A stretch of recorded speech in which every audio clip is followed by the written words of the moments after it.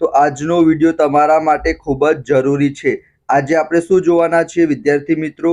ધોરણ 10 ગણિત, જે તમારું બેઝિક ગણિતનું પેપર છે વાર્ષિક પરીક્ષાનું।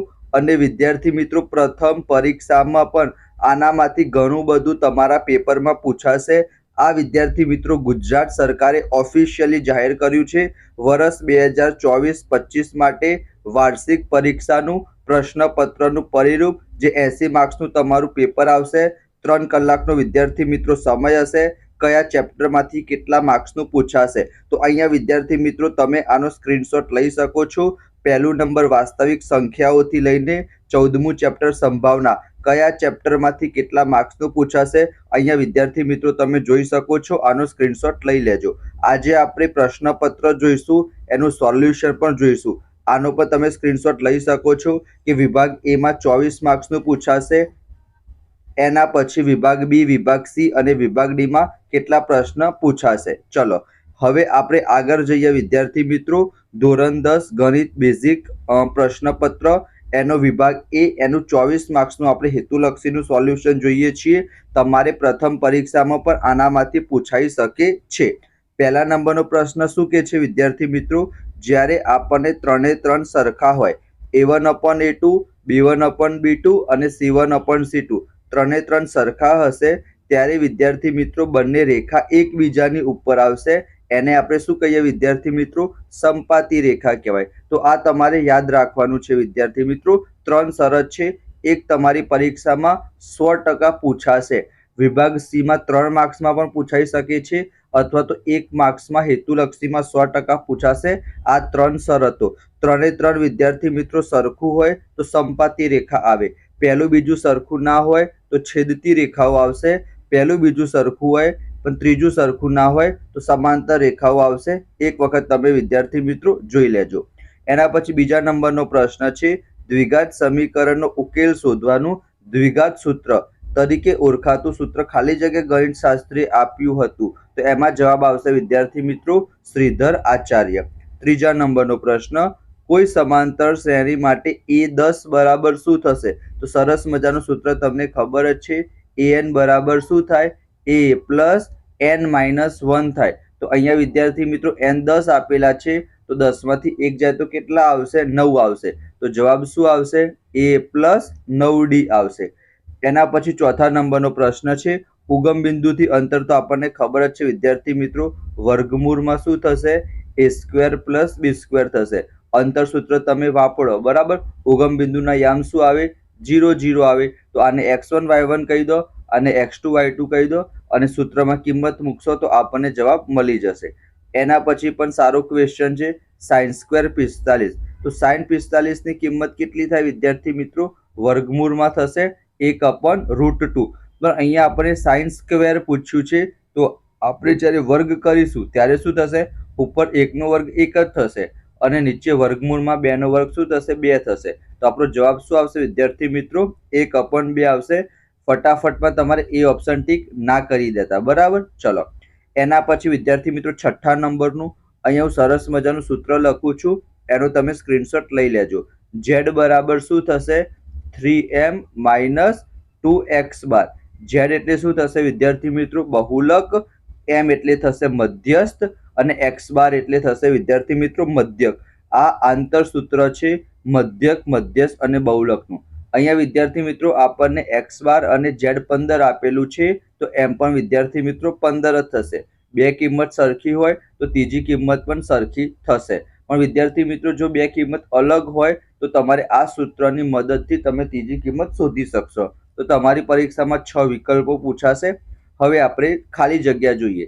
એમાં પણ વિદ્યાર્થી મિત્રો તમને 3 ઓપ્શન આપેલા જ હશે। 3 પ્લસ વર્ગમૂળમાં 16 એ કેવી સંખ્યા છે? તો વર્ગમૂળમાં 16 ની જગ્યાએ વિદ્યાર્થી મિત્રો આપણે 4 લખી શકીએ। 16 નું વર્ગમૂળ શું થશે? 4 થશે। 3 ને 4 કેટલા થાય? 7 થાય। 7 ને આપણે 7/1 લખી શકીએ। તો આને કઈ સંખ્યા કહેવાય વિદ્યાર્થી મિત્રો? સમય સંખ્યા કહેવાય। વર્ગમૂળમાં જોઈને તમારે અસમય નહીં કરી દેવાનું બરાબર। ચલો તો અહીંયા જવાબ શું આવશે? સમય સંખ્યા આવશે। 8મામાં આપણને આલ્ફા ઇન્ટુ બીટા એટલે કે શૂન્યનો ગુણાકાર પૂછ્યો છે, તો શૂન્યનો ગુણાકારનું સૂત્ર શું આવશે? C/A આવશે। અને જો અહીંયા આલ્ફા પ્લસ બીટા આપ્યું હોત તો શૂન્યોનો સરવાળાનું સૂત્ર શું આવે? -b/a આવે. અહીંયા ગુણાકાર કીધું છે તો જવાબ શું આવશે? c/a આવશે. એના પછી સમતોલ પાસો હોય તો પાસા ઉપર ટોટલ 6 આવી શકે છે. તો ટોટલ નીચે તો કેટલા લખવાના? 6 લખવાના. અને 4 તો એક જ વખત આવશે. તો જવાબ શું આવશે વિદ્યાર્થી મિત્રો? 1/6 આવશે. બરાબર. 4ની જગ્યાએ એ લોકો 5 કે, 4ની જગ્યાએ એ લોકો 3 કે. બરાબર. તો બધાનો જવાબ હંમેશા શું આવશે? 1/6 જ આવશે. એના પછી જેમ જેમ થીટાનું મૂલ્ય વધશે એમ સાઈન થીટાનું મૂલ્ય પણ શું કરશે વિદ્યાર્થી મિત્રો? વધશે. અને કોસમાં વિદ્યાર્થી મિત્રો ઊંધું થશે. બરાબર. સાઈનમાં શું થશે? એક થીટાનું મૂલ્ય વધે તો સાઈન થીટાનું મૂલ્ય વધશે. એમ કે થીટાનું મૂલ્ય ઘટે તો સાઈનનું મૂલ્ય ઘટશે. બરાબર. સમપ્રમાણનો સંબંધ હશે અને કોસમાં વિદ્યાર્થી મિત્રો ઊંધું કરી દેવાનું. એના પછી વર્તુળનો સ્પર્શક વર્તુળને ખાલી જગ્યા બિંદુમાં છેદે તો એક જ બિંદુમાં છેદે. જેમ કે આ આપણું શું છે વિદ્યાર્થી મિત્રો? વર્તુળ છે. તો સ્પર્શક આપણે દોરીએ તો વર્તુળનો જે સ્પર્શક હશે એ વર્તુળને માત્ર એક જ બિંદુમાં છેદશે તો એને સ્પર્શક કહેવાય. બે બિંદુમાં છેદે વિદ્યાર્થી મિત્રો એને શું કહેવાય? છેદિકા કહેવાય. ચલો, એના પછીનો પ્રશ્ન છે બહુલક વર્ગ શોધવાનો છે. તો એ પણ સૌથી સહેલું છે. એના માટે સૌથી પહેલા આપણે આવૃત્તિ જોવાની. સૌથી મોટી આવૃત્તિ ક્યાં દેખાય છે?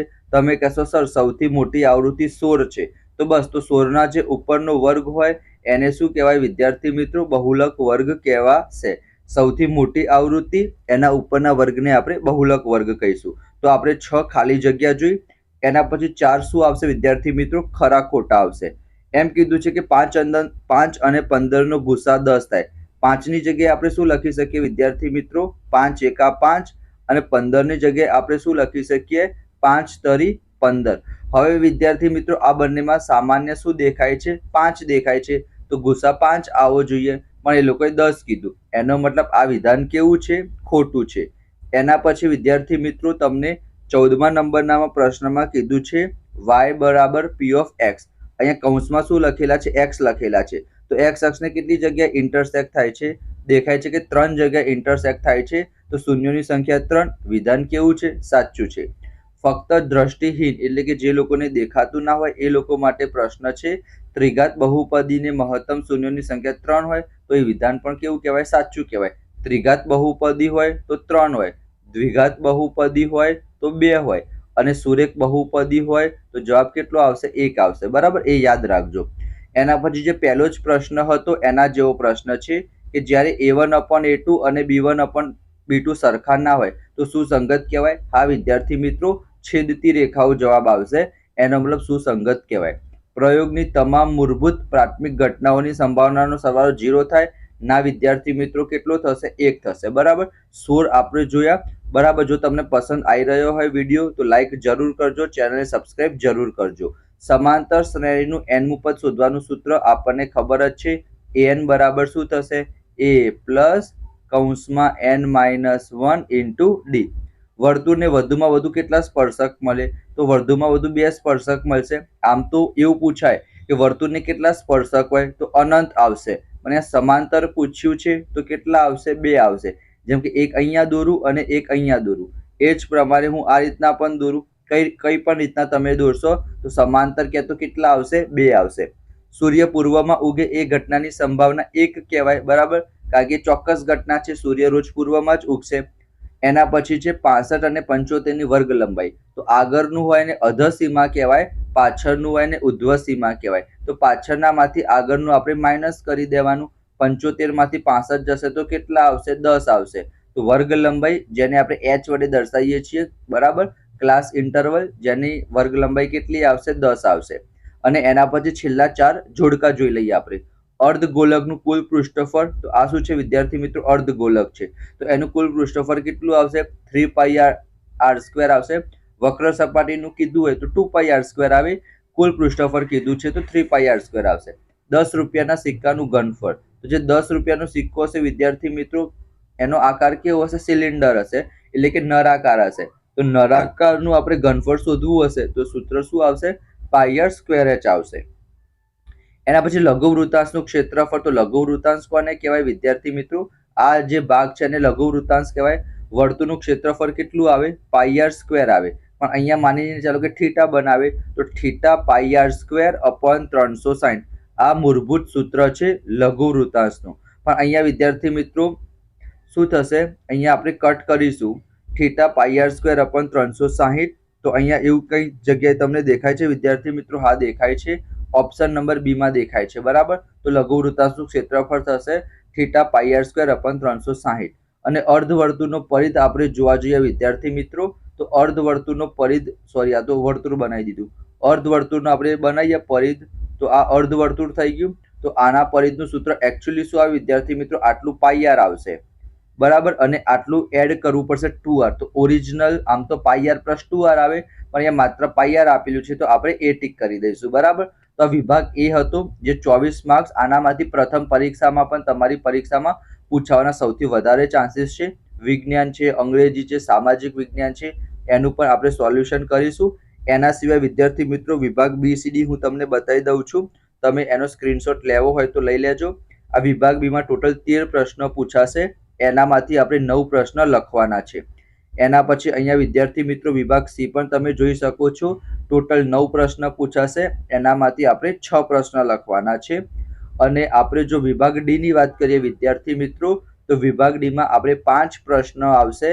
એનામાંથી કોઈ પણ, સોરી, એટલે કે ટોટલ 8 પ્રશ્ન આવશે. એનામાંથી આપણે વિદ્યાર્થી મિત્રો 3 પ્રશ્ન લખવાના છે. સોરી, કેમ આવું થાય છે? 5 પ્રશ્ન લખવાના છે, બરાબર વિદ્યાર્થી મિત્રો. તો એના સિવાય પછી વિજ્ઞાન છે, સામાજિક વિજ્ઞાન છે, એનું સોલ્યુશન પર આપણે જોઈશું. જો આજનો વિડીયો તમને પસંદ આવ્યો હોય તો વિડીયોને લાઈક કરજો, ચેનલને સબસ્ક્રાઇબ કરજો, દોસ્તો સાથે શેર કરજો. મળીશું આપણે નેક્સ્ટ વિડીયોમાં. ત્યાં સુધી જય Shri Krishna, Radhe Krishna. Thank you so much.